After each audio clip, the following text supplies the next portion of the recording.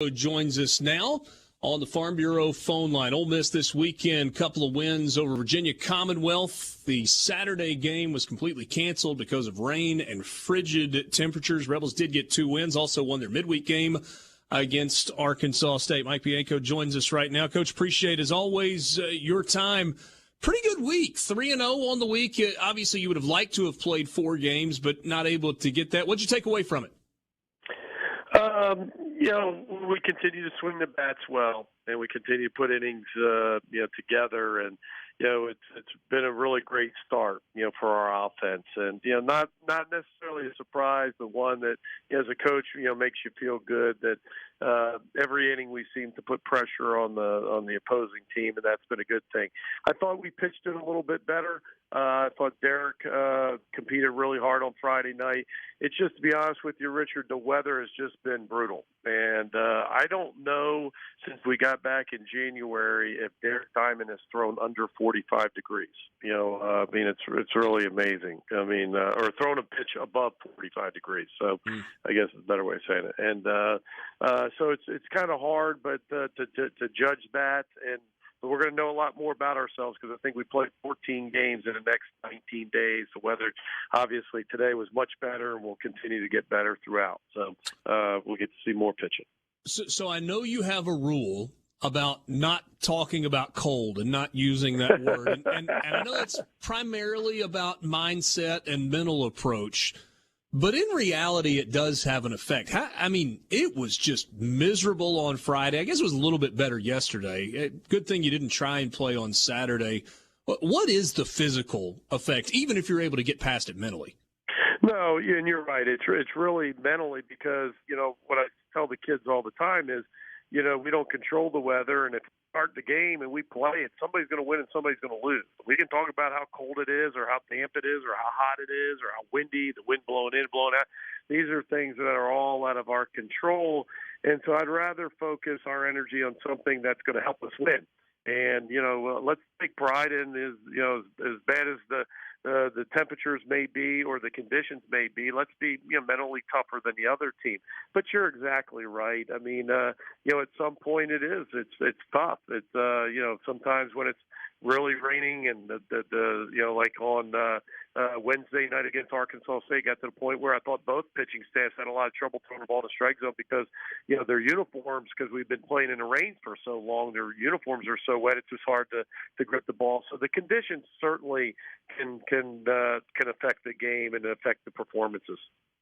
So kind of 2 directions with the same question. Health of Hayden Dunhurst, who has not played in over a week now, but also the job that Calvin Harris has done filling in both offensively and defensively. Just kind of let you go on those 2 guys together at that catcher position. Yeah, so first, Hayden, it's a big blow. You're arguably the best catcher in the country. Pulls his hamstring game 2, I guess, of the season on Saturday, opening weekend, and hasn't played since. And to be honest, which is probably a little worse than we thought it was going to be, but not. I feel very confident that he'll probably be in the lineup at some point this weekend. I am not sure. I doubt. There's a possibility maybe on Wednesday. He gets in for a little bit. We're going to catch him. He's been taking BP. He was running today. He looked pretty wide open with his sprints, and we felt comfortable doing that. We got to do some other tests about running around the bases and how the turns go, but he's getting closer and closer. And so, it's been a big blow, but. Yeah, he should be back soon.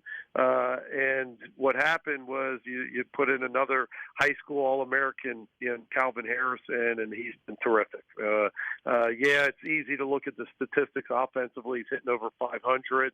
He's been swinging a really hot bat. But the thing that I'm really proud of is how he's handled the pitching staff, how he's handled the pitches behind the plate, just receiving and blocking and throwing. He's been terrific. I don't know that I've seen a year where online, and I know you probably don't look at this after you post a lineup, there's more reaction to the lineup that you post. And it's because you got a bunch of guys that can swing it. And so if Kemp Alderman isn't in the starting lineup, people want to know why. And if Hayden Leatherwood isn't in the starting lineup, people want to know why. And if Justin Bench goes to center field so that you can put Reagan Burford at third base and McCants goes to right field, people are going, well, is that your best defensive lineup? How are you juggling this where you've got multiple guys that can really swing it, that can play defense, that can help you to get enough at bats and figure out what is my best nine? Well, what you just said is exactly what we're trying to do. And obviously there's some guys that have proven themselves and have earned the right to be in the lineup every single day. And most everybody knows who those guys are, from Elko to Gonzalez to Chatagnier to Bench to Graham and so on. And then there's a couple pieces that are still – people got to remember that, we're not just going off of what happened last year. We're going off of what happened all fall and what's happened early spring. And so if we just went off of last year, then Kemp Olderman wouldn't really have an opportunity because he hit about 100, last year. And but Kemp, Ben Van Cleve has, led the team in hitting in the fall and the early spring. On both sides. Kemp was probably second. Burford was up there.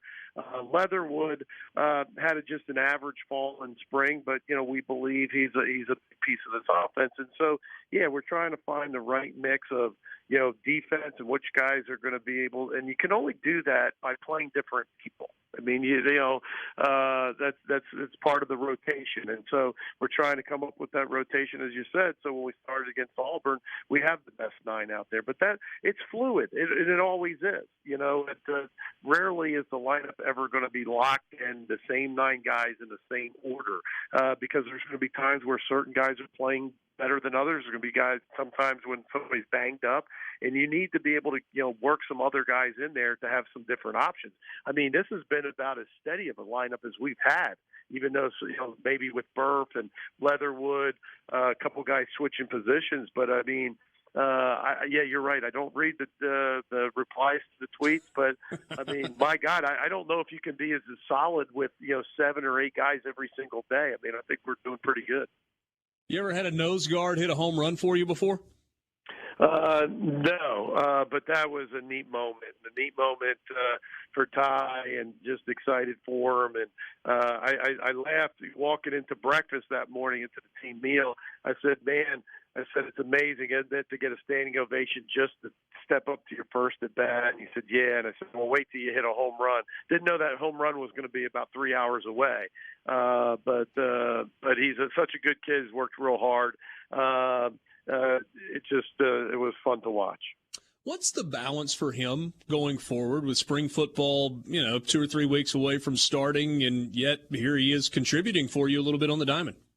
Well, that is the balance, and it's kind of a work in progress. And he's got to do some things over there in the morning.